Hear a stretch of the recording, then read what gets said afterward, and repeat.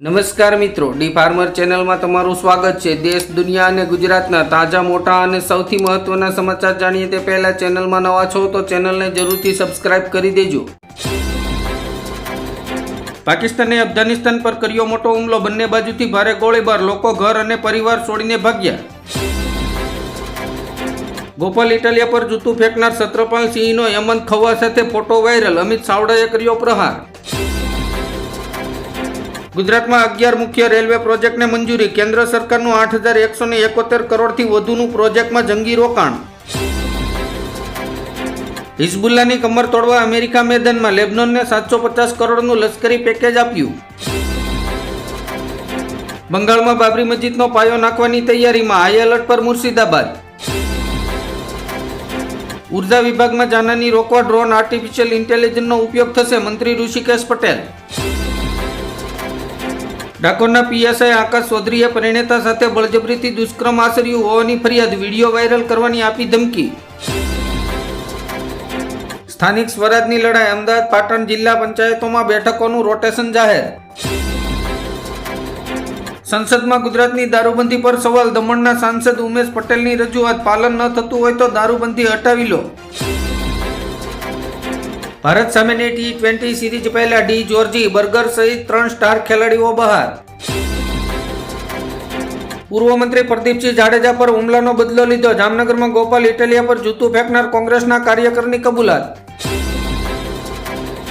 Zero balance bank ખાતા ધારકોને આરબીઆઈએ આપી ખુશખબરી, હવે મળશે અનેક મોટી સુવિધા। 24 કલાકમાં 4 વાર મળ્યા મોદી અને પુતિન, કોઈ સંરક્ષણ સોદો થયો નથી, 19 કરાર થયા। કર્મચારીઓ, મહિલાઓ, પત્રકારો અને રાજ્યોના મુદ્દાઓ પર લોકસભામાં પ્રાઇવેટ બિલ રજૂ। પીએમ મોદીએ કહ્યું, આગામી 5 વર્ષમાં રશિયા સાથેનો વેપાર $100 બિલિયન સુધી પહોંચાડવાનું લક્ષ્ય। દક્ષિણ ભારતમાં દીતવા વાવાઝોડાને કારણે ચેન્નઈ અને તમિલનાડુની મુખ્ય કાપડ બજારો સંપૂર્ણપણે ઠપ થઈ જતા સુરત ટેક્સટાઇલ ઉદ્યોગને 200 કરોડનો ફટકો। પતંગના રશિયાઓના રંગમાં ભંગ, સવારે અને સાંજે 6 થી 8ના સમયે નહીં ઉડાવી શકો પતંગ, ગુજરાતમાં લાગુ થયો નવો નિયમ। એરલાઇન્સના તોતિંગ ભાડા સામે સરકારની લગામ, પ્રવાસીઓના હિતમાં કર્યો મહત્વનો નિર્ણય। ગુજરાતમાં જંગલરાજ, સિંહ, દીપડા, આખલા અને કૂતરાઓના હુમલા વધ્યા, ગુજરાતીઓના જીવ ભયમાં। બાબરી મસ્જિદ નિર્માણ વિવાદ વચ્ચે મમતા બેનર્જીનું નિવેદન, કહ્યું નફરત ફેલાવનારાઓ સામે લડાઈ ચાલુ રહેશે। જૂતાકાંડ બાદ અરવિંદ કેજરીવાલ રવિવારથી 3 દિવસ ગુજરાતના પ્રવાસે, એટેક અને ખેડૂત મુદ્દે સરકાર પર કરશે પ્રહાર। ખાલિસ્તાની આતંકવાદી વિરુદ્ધ બ્રિટનની મોટી કાર્યવાહી, સંપત્તિ જપ્ત કરશે અને કંપનીઓ બેન કરશે। વૈષ્ણોદેવી મેડિકલ સીટો પર હોબાળો, મુખ્યમંત્રી ઓમર અબ્દુલ્લા અને સાઇન બોર્ડ સામે ગુસ્સો, લોકો રસ્તા પર ઉતરી આવ્યા, ટ્રાફિક રોકી દીધું। હર્ષ સંઘવીએ મેવાણીના ગઢમાં જઈને નામ લીધા વગર 3 મુદ્દાઓ પર સાબખા મારી દીધા।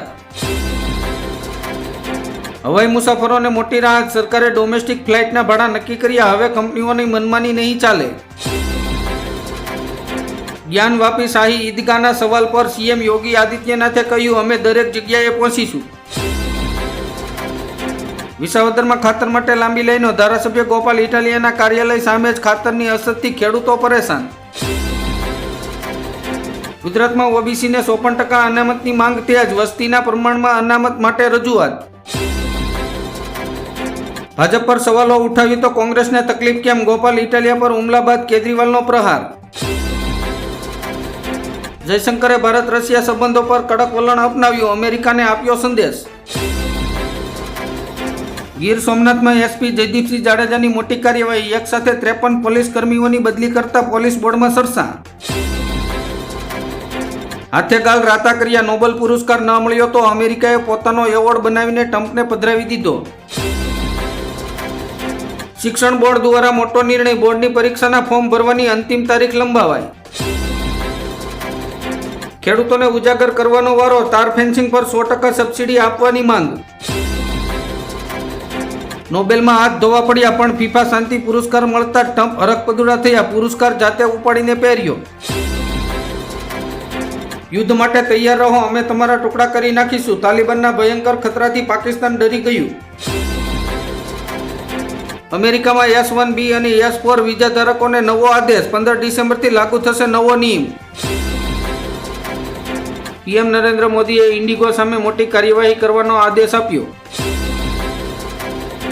ખોડલધામમાં પાટીદાર મંત્રીઓના સન્માન માટે વિશાળ આયોજન. રાઇટ ટુ ડિસ્કનેક્ટ, ઓફિસ બાદ બોસનો ફોન ન ઉપાડવાનો હક, લોકસભામાં રજૂ થયું બિલ. બીજેપીએ નહેરુના નિર્ણયો પર નિશાન સાધ્યું, સોનિયા ગાંધીએ આક્ષેપોનો આપ્યો જડબાતોડ જવાબ. અમદાવાદ આરટીઓ સર્કલ પાસે નશામાં ધૂત 2 યુવકોની જાહેરમાં ધમાલ, દારૂબંધીના લીરે લીરા ઉડાડ્યા. મોટી સંખ્યામાં આમ આદમી પાર્ટીના કાર્યકર્તાઓ તથા હોદ્દેદારોએ પ્લે કાર્ડ દર્શાવીને નારેબાજી કરી ભાજપ અને કોંગ્રેસનો વિરોધ કર્યો. ગુજરાતમાં એક જ દિવસમાં 3,75,000થી વધુ મતદારોના નામમાં ગોટાળાનો ખુલાસો. સુપ્રીમ કોર્ટના નિર્ણયના 6 વર્ષ બાદ પણ અયોધ્યામાં કેમ ન બની શકી મસ્જિદ. યુનિવર્સિટીની ડિગ્રીઓ ભ્રષ્ટાચારનું કેન્દ્ર બની, યુપીના રાજ્યપાલ આનંદીબેન પટેલની ગુજરાત વિદ્યાપીઠ ખાતે ચોંકાવનારી ટિપ્પણી. અમેરિકાના 44 સાંસદોએ પાકિસ્તાનના આર્મી ચીફ અને પીએમ પર પ્રતિબંધની માંગ સાથે રૂબિયોને પત્ર. દાંતીવાડા કૃષિ યુનિવર્સિટીમાં 268 શૈક્ષણિક જગ્યાઓ માટે નિમણૂક પત્રો અપાયા. ઇન્કમટેક્સ બાદ હવે કસ્ટમ ડ્યુટી સિસ્ટમમાં થશે ધરખમ ફેરફાર, નાણામંત્રી સીતારમણે આપ્યા સંકેત. દિલ્હીમાં વધુ 95 મોહલ્લા ક્લિનિક બંધ કરવામાં આવશે, આપ અને ભાજપના એકબીજા પર આરોપ. ભારત અમેરિકા વેપાર કરાર પર વાટાઘાટો શરૂ થશે, યુએસ ટીમ ટૂંક સમયમાં દિલ્હી પહોંચશે. જ્યારે દુનિયામાં મંદી હોય ત્યારે ભારત ગ્રોથનો ઇતિહાસ લખે છે, પીએમ મોદીનો દુનિયાને મેસેજ. ત્રીજી વનડે મેચમાં સાઉથ આફ્રિકાની 9 વિકેટથી કારમી હાર, ભારતે 2.1થી સિરીઝ જીતી. રોહિત શર્માએ આંતરરાષ્ટ્રીય ક્રિકેટમાં 20,000 રન પૂરા કર્યા, આવું કરનારો ચોથો ભારતીય બન્યો.